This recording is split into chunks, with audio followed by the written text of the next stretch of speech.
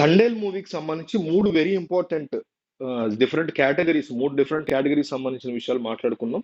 So ఇది చూసిన తర్వాత వీడియో మీరు మూవీకెళ్తే బెటర్ నా ఫీలింగ్. సో తండేల్ మూవీ యొక్క బ్యాక్ డ్రాప్ మీకు శ్రీకాకుళం జిల్లాలోని ఈ ఊరు పేరు మత్స్యలేశం. మత్స్యలేశం ఊరు పేరే, గ్రామం పేరే మత్స్యలేశం.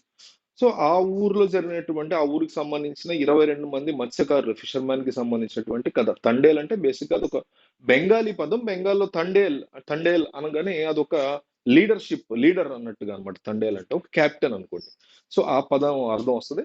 అయితే ఈ మత్స్యలేశం అనేటువంటి గ్రామానికి చెందిన గ్రూప్ ఆఫ్ ఫిషర్‌మెన్ 22 మంది వీళ్ళు వెళ్ళినప్పుడు అక్కడ పాకిస్తాన్ బోర్డర్స్ లోకి ఎంటర్ అయితే ఆ వాటర్స్ లోకి పోలీసులు వాళ్ళని అరెస్ట్ చేసి అక్కడ జైల్లో పెట్టి చాలా సంవత్సరాలు చిత్రహింసలు పెట్టినటువంటి కథ. బేసిక్ గా దాన్ని తీసుకుని వీళ్ళు మూవీ కింద చేశారు. అయితే కమర్షియల్ పరంగా అంటే ఫస్ట్ నేపథ్యం చెప్పాను. కమర్షియల్ 2 పాయింట్ మూవీ సంబంధించిన కమర్షియల్ థింగ్ ఏంటంటే 37 కోట్ల బ్రేక్ ఈవెన్ టార్గెట్ తో ఈ సినిమా వస్తుంది.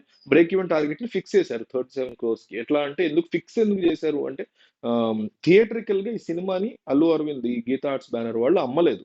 వీళ్ళు ఏం చేశారంటే ఈ మూవీని కొంత కమిషన్ ఇచ్చుకొని డిస్ట్రిబ్యూటర్స్ కి వాళ్ళకి ఎగ్జిబిటర్స్ కి డైరెక్ట్ గా ఓన్ రిలీజ్ చేస్తున్నారు. అంటే ఎంత లాస్ వచ్చినా ఎంత గెయిన్ వచ్చినా అది కంప్లీట్ గా ప్రొడ్యూసర్స్ చేతిలోకి వెళ్తారు. అంటే మూవీ మీద ఫుల్ కాన్ఫిడెంట్ ఉన్నప్పుడు ప్రొడ్యూసర్స్ అట్లా చేస్తూ ఉంటారు. So 37 crore break even target only overseas లోనే 6 క్రోర్స్ అయింది.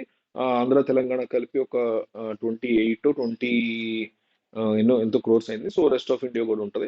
చందు మొండేటి బేసిక్ గా కార్తికేయ 2 తీసాడు, సవ్యసాచి తీసాడు, ఆ డైరెక్టర్ అతను. సో ఇది ఈ మూవీకి సంబంధించిన కమర్షియల్ ప్లాట్.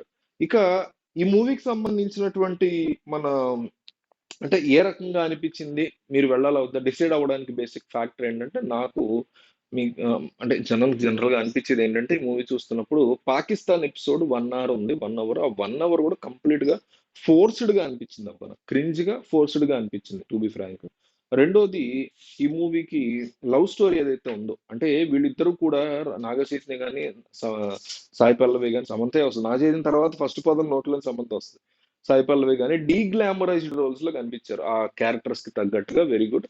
అయితే నాగ చైతన్య సాయి పల్లవి యొక్క లవ్ స్టోరీని సరిగ్గా బిల్డ్ చేయలేదు అనిపించింది. లాగ్ అనిపించింది. ఫస్ట్ హాఫ్ కూడా నాకు అట్లాగే అనిపించింది.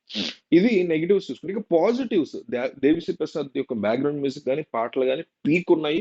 సాయి పల్లవి అద్భుతమైన పెర్ఫార్మెన్స్ చేసింది, అందరూ తెలిసిందే. సినిమాటోగ్రఫీ చాలా బాగుంది సినిమాది. అయితే సర్ప్రైజింగ్ ఫ్యాక్టర్ ఏంటంటే సాయి పల్లవి బాగా యాక్ట్ చేసింది అని చెప్పుకోవడం సర్ప్రైజ్ కాదు, కానీ నాగ చైతన్య ఈ సినిమాలో చాలా బాగా పెర్ఫార్మ్ చేశాడు. అంటే పెర్ఫార్మెన్స్ పరంగా కాస్త తక్కువ మార్కులు పడే హీరోలలో నాగ చైతన్య కూడా ఉంటాడు కాబట్టి సో అతని ఈ మూవీలో మాత్రం సటిల్ పెర్ఫార్మెన్స్ కానీ కాస్త ఎమోషనల్ థింగ్ కానీ చాలా ఎక్సలెంట్ గా చేసాడని అనిపించింది. సో ఇవన్నీ చూసిన తర్వాత మీరు మూవీ వెళ్ళాలా వద్దా అనేది మీరు డెసిషన్ తీసుకోండి. కామెంట్ లో ఉన్నటువంటి ఫస్ట్ కామెంట్ లో పిన్ కామెంట్ లో ఉన్న గ్రూప్ లోకి జాయిన్ అయితే గ్రూప్ లో పైన ఒక పిన్ మెసేజ్ ఉంది, ఆడియో మెసేజ్. ఆ గ్రూప్ లోకి మీరు వెళ్ళిన తర్వాత ఆడియో మెసేజ్ ఒకసారి వినండి. ఆ విన్న తర్వాత ఆ గ్రూప్ ఎందుకు ఏంటో మీకు అర్థమవుతుంది. ఇక మీకు చాలా ఉపయోగపడేటువంటి గ్రూప్. ఒకసారి పిన్ కామెంట్ చూసి ఆ గ్రూప్ లో జాయిన్ అవ్వండి. Thank you.